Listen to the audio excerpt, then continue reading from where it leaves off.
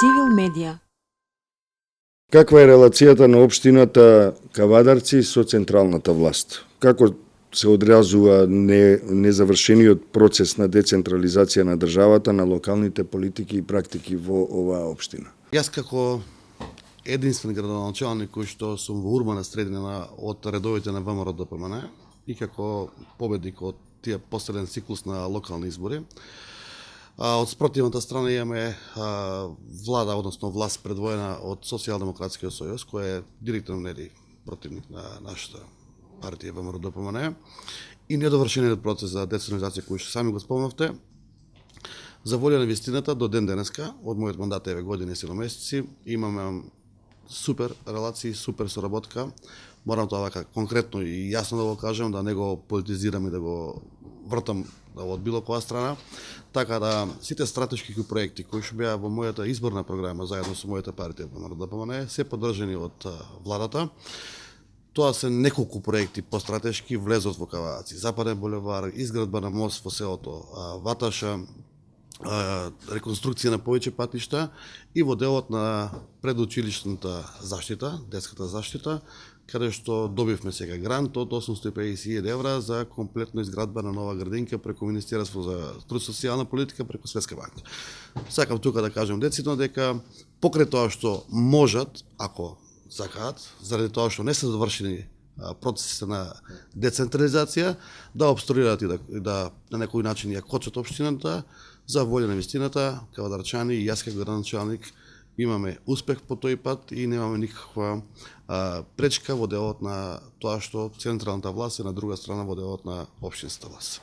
Но секако незавршениот процес подразбира и одредени незавршени работи. Каде мислите дека најдобро би било да се... Завршениот процес остава простор на човекова волја или во делот на недовршени закони или недовршени властување. Тоа значи дека доколку успееме да се движиме кон комплетна децентрализација на самите општини, очигледно се како изјал, како заедница која што имаме, се бориме кон поголема децентрализација.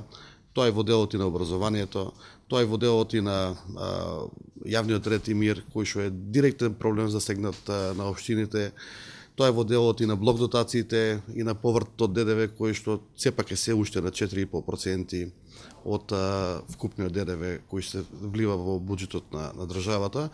Мислам дека тие работи треба да се движат за општините да имаат малку по одврзани раци како градоначалници, совети и служби, а нормално и буџетот на општините да може да се зголемат.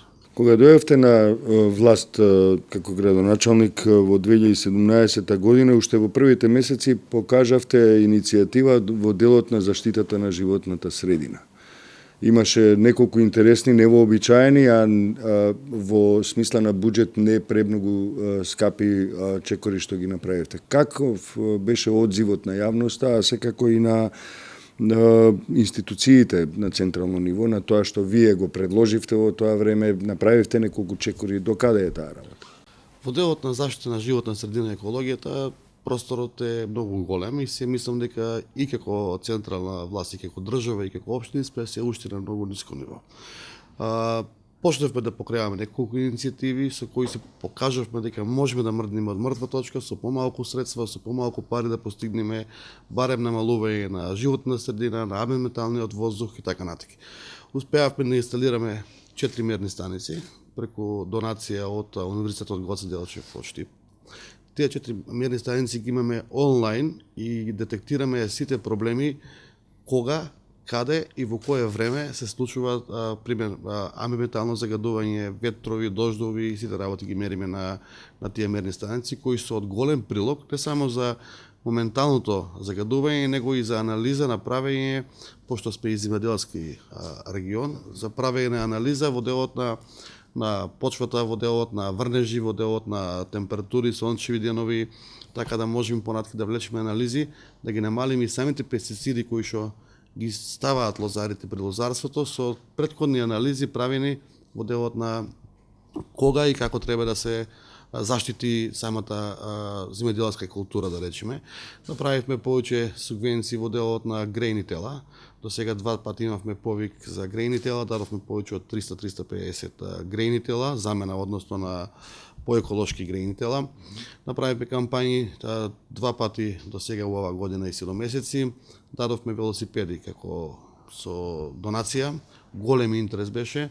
Организираме повеќе акции во делот на екологијата и социјалната заштита, со тоа што возможуваме луѓето да имат поголеми дружби со еколошки средства како што е велосипедот. Ја би го спомнал еден од поголемите настани кои што го организираме, тоа е Алшар. Алшар е веќе познат како локалитет и како стаза за велосипедисти. Од прилика имаме негде до 2000 велосипедисти кои што активно учествуваат на тие рути кога се одржува Алшар од цела држава. Тоа е така еден поголем обем на работа. Во делот на екологијата земавме пософистицирани машини за дневно одржување на хигиената во градот. Тоа се автоматски метларки кои што меѓу првите општини во Македонија ги купивме. 3 метларки, ги обезбедивме донација. Значи тие се во секојдневна употреба и корист на граѓаните, односно го собираат џубрето и пуштаат вода за обезпрашување на самата подлога, дали е тротоар, дали е улица или булевар, со тоа што нивото на квалитет се дига на многу повисоко ниво. Знаете и сами доколку метиме со обична метла и метларка, во тој дел се крева и прашина и не се собира прашината, така да тука постигнавме малку подобар момент. Мал број акции направивме за пошумување, озеленување на повеќе површини зелени кои што и беа ризични во делот на клизиште, поројници, голи ридови, да речеме, кои што ги оплеменивме со соодветни дрвца. И најбитната работа која што мислам дека направивме во делот на превентива од заштита на пожари, да не се подречиме до ден денеска, немаме некој посериозен пожар, полски или отворени или планински, со тоа што направивме парцелизација на повеќе витални и суштински места. Како пример имаме локалитет Љубаш, кој што е, така кажано, белите дробови на Кавадаци. Направивме со механизација, парцелизација на самиот локалитет. Не да Боже да дојде и до пожар, сега имаме и пристапни патишта, а имаме и парцели од помал обем, така да можеме многу полесно да делуваме. Општина Кавадаци има индустрија. Од каде ги добивте овие идеи, односно планови да ги парциализирате, да речеме, просторите за да можете да ги заштитите? Гледај, секојдневно работиме со службите, со институциите, со командирите. Не, нема класична служба и не може да очекуваш да има класична служба некој да го направи тоа. Значи во делот на секојдневното работење, во делот на идувањето на проблемите на службите што сами ги укажуваат, примерно кажуваат дека пред 5 години имале пожар на самиот Љубаш и не можеле да пристапат.